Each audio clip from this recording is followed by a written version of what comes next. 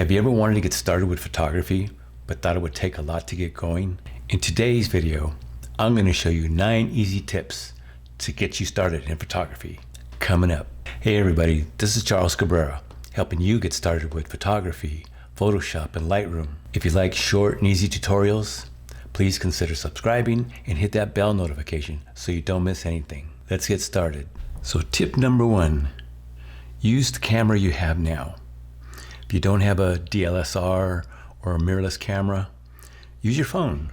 It'll work perfectly. Photography is an investment.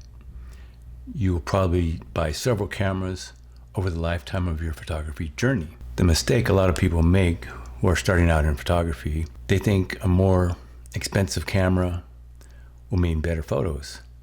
A camera is simply a tool, and without an interesting subject, correct composition, and good lighting, the photo could still fail regardless of how good the camera is. So instead of spending a lot of money on an expensive camera, buy something within your budget. And once you're ready, invest in a more expensive one. If you really have to buy a camera now, I suggest you buy something that can do photography and video, because you never know, you might decide that you want to do both, but something preferably with a flip up or flip out screen. So tip number 2, keep a camera with you as much as possible.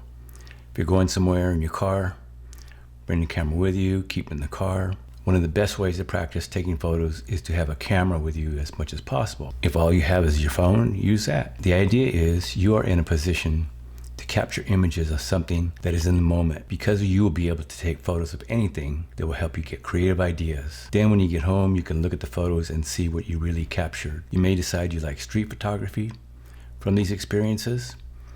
You may even capture something that's newsworthy. Tip number 3, take photos of everything. Try all kinds of photography. Don't focus on only one type of photography. Of course, if you like portrait photography, then do that. What I'm trying to say is that you should explore all the possibilities before focusing on only one type of photography. Try to add variation by learning about macro photography, landscapes, portraits, wildlife. The main thing is to practice. The more photos you take, the better you'll get. Tip number 4, watch tutorials. Take a class.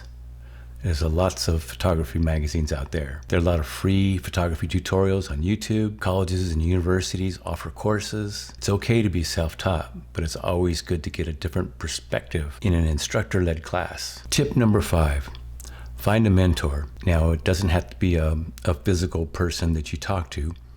What I mean is you can go and find photographers on Instagram that you admire.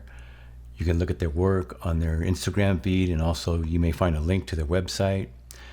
Study their work and style and try to work out what makes those photos great. Go to galleries, talks, and watch videos.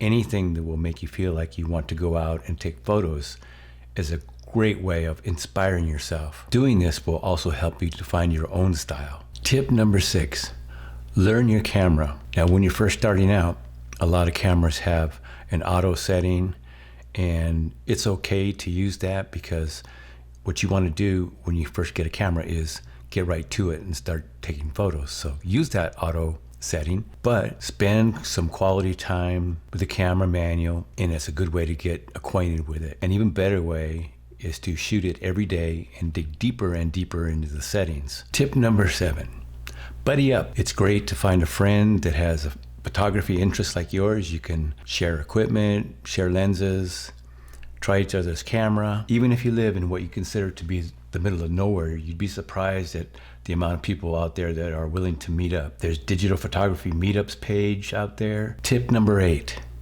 find someplace safe to store your photos. Now this is important because you're spending a lot of time taking these photos.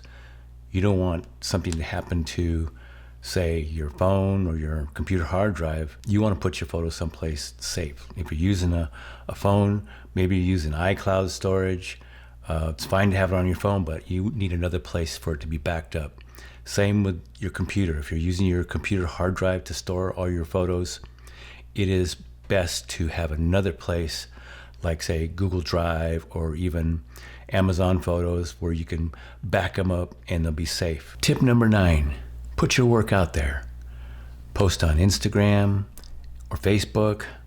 Let people know what you're doing. Let your friends know what you're doing. So photos don't always come out perfect right out of the camera. So learn the basics of editing, like adjusting brightness, contrast, and color. If you're shooting with a phone, there are a lot of free photo editing apps for both the iPhone and Android. For DSLR and mirrorless cameras, there's a free photo editing app called GIMP. I'm going to put a link in the description to a bunch of free photo editing apps. So let me ask you this. Are you just getting started with photography? If so, what camera are you using? Let me know in the comments below. If this video was helpful, give it a like and don't forget to subscribe. If you want more short and easy tutorials, see the ones above. And remember, it's never too late to learn. See you in the next video.